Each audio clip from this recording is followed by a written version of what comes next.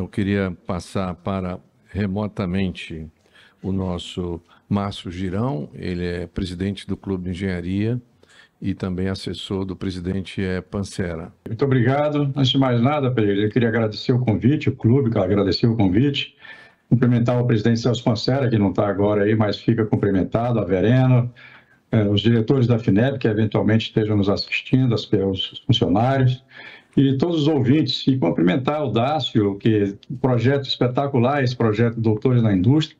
Sou muito amigo do Luiz Bevilacqua, que foi uma das pessoas que deve ter contribuído bastante para esse projeto, Denise, Maurício Guedes, um grande amigo, Marcelo, Antônio Fernando, Fábio, Paulo. E vamos falar um pouco de engenharia, porque a palavra engenharia foi citada uma vez neste evento pela reitora, pela ex-reitora Denise. E agora eu vou tirar o atraso um pouco aqui da palavra engenharia. Então, como representa o Clube de Engenharia, vou falar rapidamente sobre ele, né? Aliás, eu perguntei ao ChatGPT, que está na moda, e o ChatGPT é interessante porque ele traz uma opinião universal sobre as coisas. Aí eu disse, o que é o Clube de Engenharia? Ele diz, é uma instituição respeitada no Brasil, que promove discussões e atividades relacionadas à engenharia e à ciência. Veja, uma surpresa.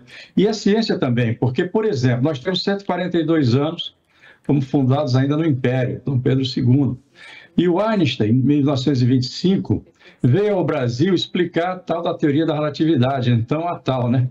E foi no Clube de Engenharia que ele fez a apresentação dele. O clube também abriga a Academia Nacional de Engenharia, que também tem vários pesquisadores dentro dessa instituição. No projeto Reconstrução do Brasil, nós elencamos 64 propostas, entre elas várias sugestões sobre integração universidade e indústria. E participaram vários pesquisadores nós fizemos 4 seminários, né? O Romildo Toledo, então diretor da COP, o Ideu Moreira, Arthur Obino, também da FRJ, o Ricardo Bielchowski, da FRJ, o Tarso Genro, ex-governador, Luiz Gonzaga Beluso, da Unicamp, Guilherme Estrela, ex-Petrobras, também dispensa a apresentação, o Ademar Barralha, diplomata, o Maurício Metra, da FRJ, e o saudoso Samuel Pereira Moraes, a quem eu aqui também faço uma saudação. Então, nós vamos começar a falar sobre engenharia e seu papel na inovação e na integração com a indústria. Quando nos referimos ao engenheiro e engenharia, eu queria me remeter à definição mais ampla, como consta até do nosso estatuto, que foi recentemente alterado. Aplicação do conhecimento científico e criativo para a solução de problemas tecnológicos, objetivando sua transformação, palavra importante, a da realidade, da técnica, da economia e do meio ambiente, em benefício da sociedade. Este é o engenheiro, este é a engenharia. Nesse contexto, veja alguns exemplos de como se faz inovação para a geração de riqueza, necessariamente complementada pela engenharia. Engenheiros de computação juntaram-se a um matemático durante 3 anos e desenvolvem a criptografia assimétrica. Hoje, é onde se usa internacionalmente e gerou bilhões de dólares a empresa RSA que eles fundaram. Um físico tem seu chocolate derretido próximo a um radar e inventa o micro-ondas. É engraçado que o termo serendipity é um termo em inglês que diz que é um golpe de sorte que leva a uma inesperada descoberta. Há vários casos.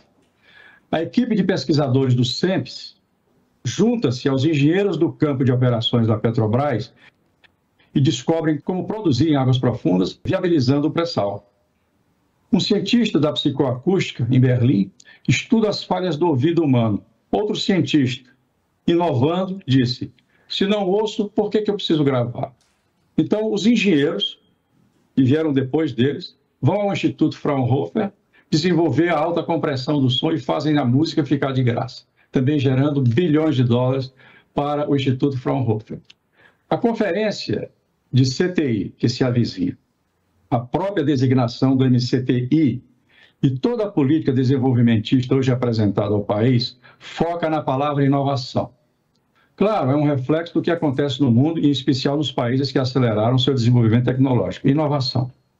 Existem centenas de definições para o termo. Aqui mesmo na FINEP, os projetos são julgados por meio do enquadramento em critérios de inovação. Mas vamos analisá-la no aspecto mais objetivo, que está intimamente atrelado à sua capacidade de geração de riqueza e transformação da realidade social do país, que são os desafios que nos interessam. Exemplificaremos usando o segmento de semicondutores. É mais um exemplo. Um dos principais itens da nova política industrial, que poderia se aplicar a uma infinidade de outros casos.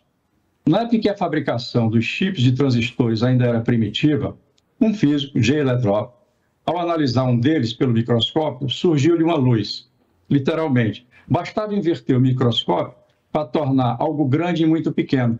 Ou seja, de uma planta dos circuitos como máscara, poderia imprimir no meio fotossensível miniaturas em blocos de germânio ou silício. Assim nasceu a fotolitografia, uma ideia inovadora, utilizada até hoje para produzir transistores com 7 bilionésimos do metro, usando raios ultravioleta extremos, como eles chamam. Mas alguém tinha que pegar essa ideia inovadora e transformá-la num protótipo funcional. Aí começa um projeto de engenharia, que leva a um projeto concreto, complexo. A palavra complexo também envolve a engenharia. E depois otimizar, por exemplo, numa máquina que hoje conta com mais de 400 mil peças.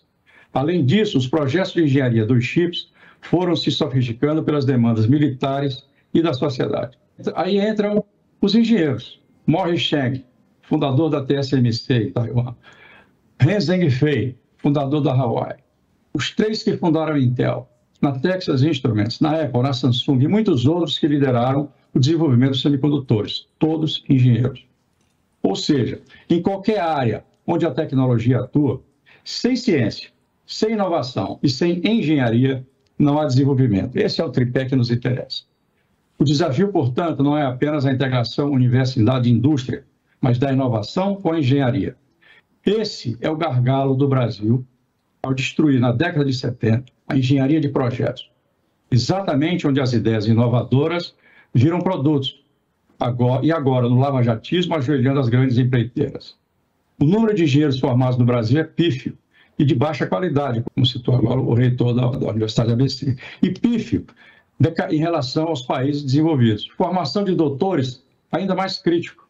Eu acho que a professora Denise vai verificar isso na CAPES. E ninguém fala em plenos pulmões, a engenharia voltou.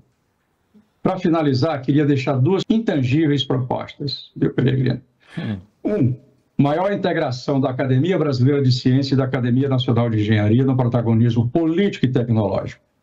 O livro Ciência para o Brasil já diz tudo o que precisamos em ciência. Aliás, um livro até patrocinado pela FINEP. Falta o livro Engenharia para o Brasil, se integrando ao produzido pela ABC. Item 2. Trazer de volta o protagonismo da engenharia por meio de suas entidades representativas, empresas e startups de base tecnológica, a indústria no sentido amplo, todos integrados, com e pelas agências de fomento, entre si e com os ICTs, que foram muito bem discutidos aqui. E, obviamente, forte apoio governamental para a construção de rotas tecnológicas que forneçam rumo no espaço, no recurso e no tempo, rumo às missões já identificadas para o desenvolvimento do Brasil. Parodiando Sêneca, se não soubermos os caminhos para onde queremos chegar, nenhuma política nos será favorável. Aí pode ter razão aquele editorial da Globo citado pelo nosso presidente Pancera. A ciência sem a engenharia não gera inovação como produto, logo não a transforma em riqueza. Muito obrigado, pessoal.